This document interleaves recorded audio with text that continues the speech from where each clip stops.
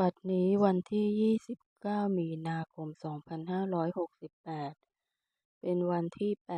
86ข้าพเจ้านางสาวสวรส ภักฉัตรทัน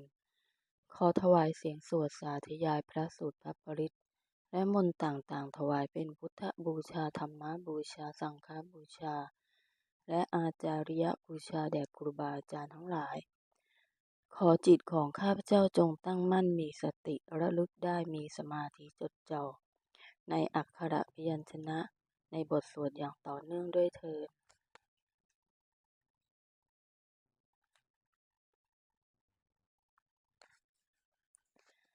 1บทสวดชุมนุมเทวดาสมันตาจักกวาเรสุอัตราคฉันตุเทวตา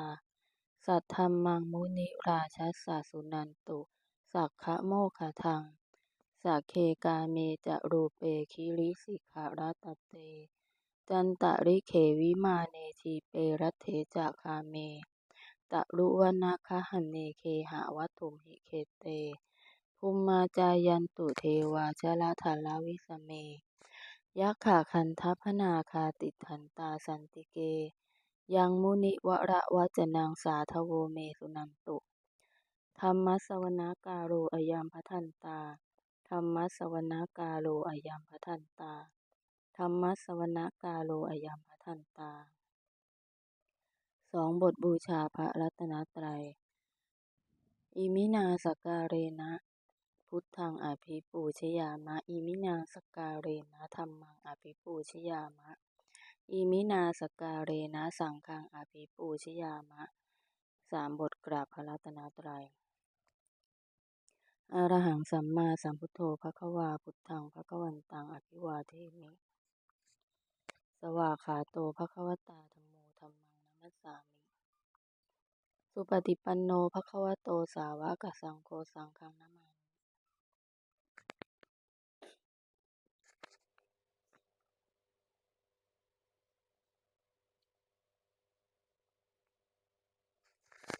มิ4บทสวดนามการสิทธิคาถานะโมตัสสะภะคะวะโตอะระหะโตสัมมาสัมพุทธัสสะ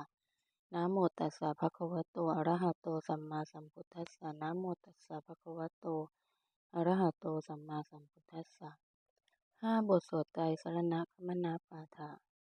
พุทธังสรณังคัจฉามิธัมมังสรณังคัจฉามิสังฆังสรณังคัจฉามิทุติยัมปิพุทธังสรณังคัจฉามิทุติยัมปิธัมมังสรณังคัจฉามิทุติยัมปิสังฆังสรณังคัจฉามิตติยัมปิพุทธังสรณังคัจฉามิตติยัมปิธัมมังสรณังคัจฉามิตติยัมปิสังฆังสรณังคัจฉามิ6บทสวดสัจจกิริยาคาถานัตถิเมสรณังอัญญังพุทโธเมสรณังวรังเอเตนะสัจจวัชเชนะโสทิเมโหตุสัพพทานัตถิเมสรณังอัญญังธัมโมเมสรณังวรัง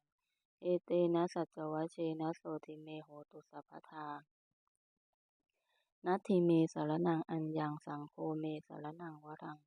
เอเตนะสัจจวัชเชนะโสทิเมโหตุสัพพทา